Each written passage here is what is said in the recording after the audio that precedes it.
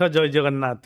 ଗୃହସ୍ଥ ଆଶ୍ରମକୁ ପ୍ରଶ୍ନ ଥିଲା, ଯଦି ସାନ ଭାଇ ଭାଉଜ ସହିତ କଳହ କରେ ତାହେଲେ ବଡ ଭାଇର କର୍ତ୍ତବ୍ୟ କଣ? ଉତ୍ତର ହେଉଛି, ସାନ ଭାଇ ଯଦି ବଡ ଭାଉଜ ସହିତ କଳହ କରେ ତାହେଲେ ବଡ ଭାଇ ସାନ ଭାଇକୁ ଭର୍ସନା ନ କରି ତାକୁ ନିକଟକୁ ଡାକି ବୁଝାଇ ଦେବା ଦରକାର ଯେ ତୁ ଏପରି କରିବା ଠିକ ନୁହେଁ। ଭାଉଜ ତୋର ମାତା ସଦୃଶ ଭାଇ। ସୀତାଙ୍କୁ ଲକ୍ଷ୍ମଣ, ଭରତ, ଶତ୍ରୁଘ୍ନ ଆଦି କେମିତି ଆଦର କରୁଥିଲେ ତାହା ବିଚାର କର। ସେମାନଙ୍କର ଶିଷ୍ଟ ବ୍ୟବହାରକୁ ହୃଦୟଙ୍ଗମ କରି ନିଜର ସ୍ୱଭାବକୁ ନିର୍ମଳ କର। ତାହେଲେ ଭାଉଜ ପ୍ରତି ତୋର ବ୍ୟବହାର ଶାସ୍ତ୍ରସମ୍ମତ ଓ ଶୋଭନୀୟ ହେବ। ହଁ, ଏକଥା ହେଇପାରେ ଭାଉଜ ତୋ ପ୍ରତି ଭଲ ବ୍ୟବହାର କରୁନାହିଁ। କାଲି ବି ତ ଯେଉଁ ଲକ୍ଷ୍ମଣ ରାମଚନ୍ଦ୍ରଙ୍କ କଥାରେ ମା ସୀତାଙ୍କୁ ଜଗିଥିଲେ, ମା ସୀତା କେତେ ଭର୍ସନା କରିଥିଲେ ଲକ୍ଷ୍ମଣକୁ। ତାପରେ ଯାଇ ତିନି ଗାର କାଟି ତ ଲକ୍ଷ୍ମଣ ଯାଇଥିଲେ। ତ ଫଳସ୍ୱରୂପ ମା ସୀତାଙ୍କ ହରଣ ହେଇଥିଲା। ତେଣୁ ତୁ ଭର୍ସନା କରିବା ଦରକାର ନାହିଁ। ଯଦି ଭାଉଜ କିଛି ଭୁଲ କରୁଥିବ ତାର ଦଣ୍ଡ ତୁ କଣ ଦେଇପାରିବୁ ବେଟା? ତାର ଦଣ୍ଡ ଦବା ବାଲା ଉପରେ ଅଛି। ଯେ ଯେଉଁ ପ୍ରକାର ଜଣେ କର୍ମକୁ କରିବ ତାହାର ଫଳ ସବୁକୁ ସେ ନିଜେ ଭୋଗିବ। କାହାର କଲା କର୍ମକୁ କିଏ ଅବା ନେବ? ନିଜ କଲା କର୍ମ ଫଳ ଆପଣେ ଭୋଗିବ। ତେଣୁ ଯଦି ସିଏ ଗଲତ କରୁଥିବ,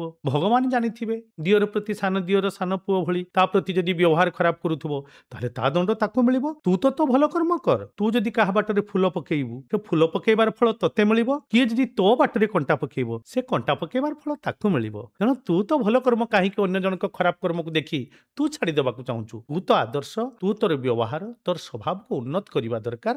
ବଡ ଭାଇ ଏପରି ବୁଝେଇ ଦେବା ଦରକାର। ପୁଣି ଆଜି ଗୃହସ୍ଥାଶ୍ରମକୁ ପ୍ରଶ୍ନ, ଦୁଇ ଯା ପରସ୍ପର କଳହ କଲେ ଭାଇମାନେ କଣ କରିବା ଉଚିତ? ଜୟ ଜଗନ୍ନାଥ।